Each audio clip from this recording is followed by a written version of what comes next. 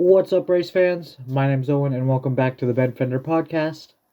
And in this one, I will be reviewing the Singapore Grand Prix. So, a couple things before the start of the race. So, the four corners that went around the grandstands closest to the water have been taken out. Lance Stroll is out after he crashed in practice.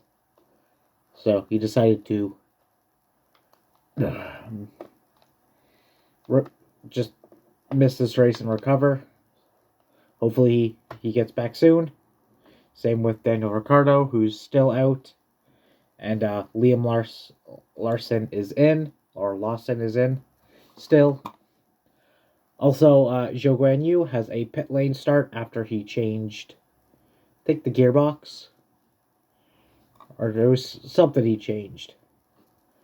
So, getting on to the actual race. Sainz and Russell start on the front row. Sainz takes the initial lead. Then Yuki Tsunoda had a puncture and went behind one of the runoff roads, so he is out of the race within the first 5 laps. Not a good day for Yuki. The last couple races haven't been the best for him. Then Logan Sargent gets into the wall, creating the first safety car, and that was for debris. Sargent ended up getting going again, but he ended up dragging. Somehow his front wing got under the left side of his car, so he was dragging it from where he crashed all the way to the pits.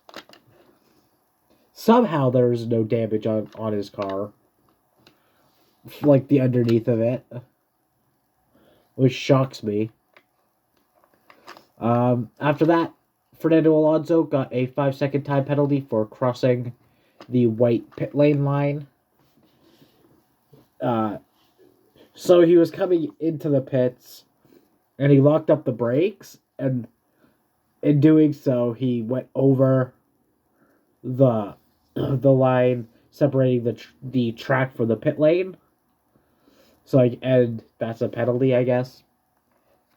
Then a black and white flag for Kevin Magnussen for forcing someone off track.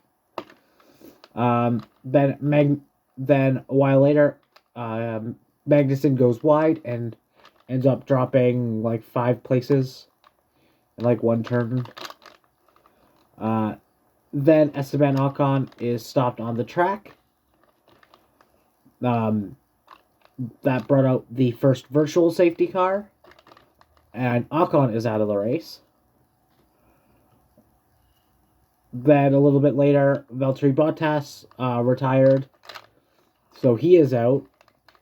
They didn't really say what happened to him, or show what happened to him on the broadcast, so I don't know what happened.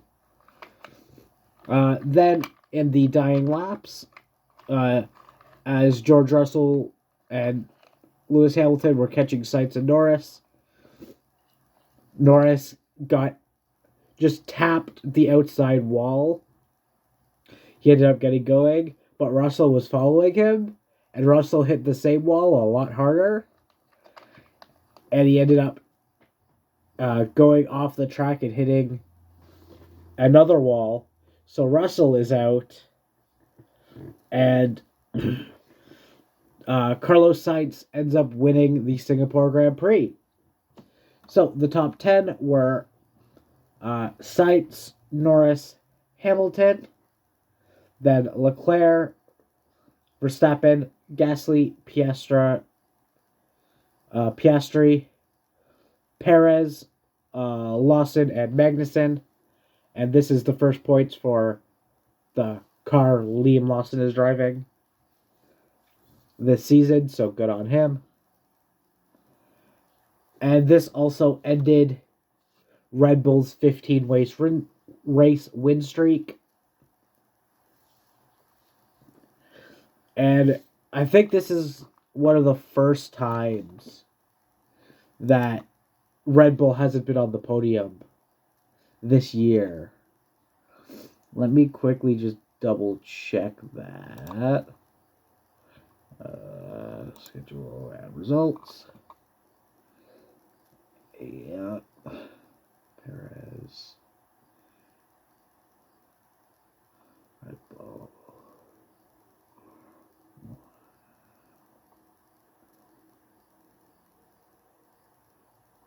Two.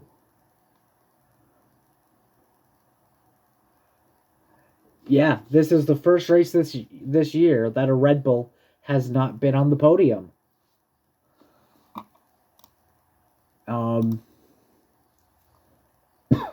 So other than that, my driver of the day was Carlos Sainz. I don't know if it was anyone else. Fortunately, I didn't catch it. But all in all, the start of this race was kind of boring. But like the end of this race was where everything was happening, and what bumped the rating up to an 8 out of 10, which I'm gonna say is the ranking for the Singapore Grand Prix.